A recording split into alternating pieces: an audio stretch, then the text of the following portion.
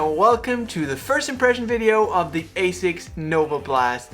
So many of you guys have told me to run in this shoe, and I know it's not Christmas yet, but I bought myself a Christmas present a little bit early.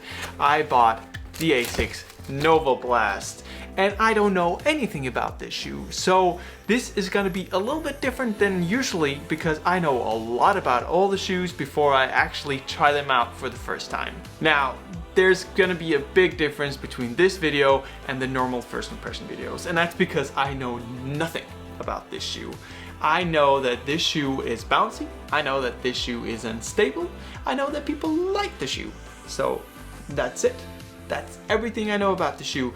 And before I actually made the intro, I've seen the shoe for about 20 seconds. And the only thing that I've noticed is that I noticed that it feels a little bit like fresh foam when you press on it, and it's a little bit more sticky than fresh foam when you press on it. It's like my fingers stick a little bit.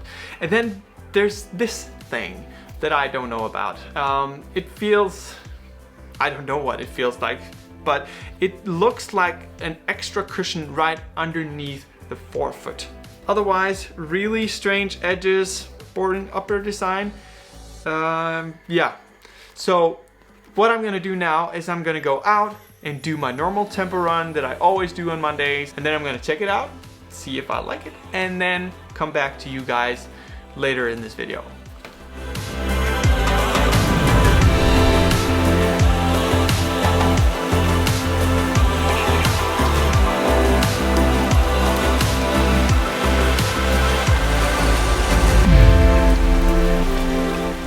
Okay, I'm back from the run. Let's check out the run first. So I have it here on my phone. It's almost 10 kilometers.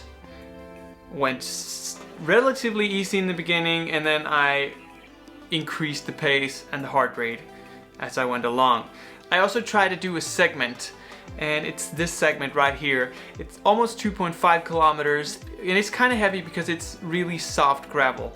And if you look at my record, which was done in the Mizuno Rider Neo, this is kind of far off. It's almost 31 seconds, which is very unusual. I can't remember when I've run this slowly in this segment, especially when I've tried running really fast. So maybe today wasn't the day. It didn't go as planned. I'm in really good shape though, so that's kind of weird. First run felt good, nothing super, felt okay. So let's go through the specs. This one has a 32 to 22 millimeter stack height, I think, because some places say 31 to 21. Anyway, it's a 10 millimeter drop. It's about 300 grams in my US 10.5, which is fairly normal for a daily trainer. It's the same weight as a Mizuno Rider Neo, so they're really close. It has this Flight Foam Blast foam, which I said is a little bit, it feels a little bit sticky when you push it into it.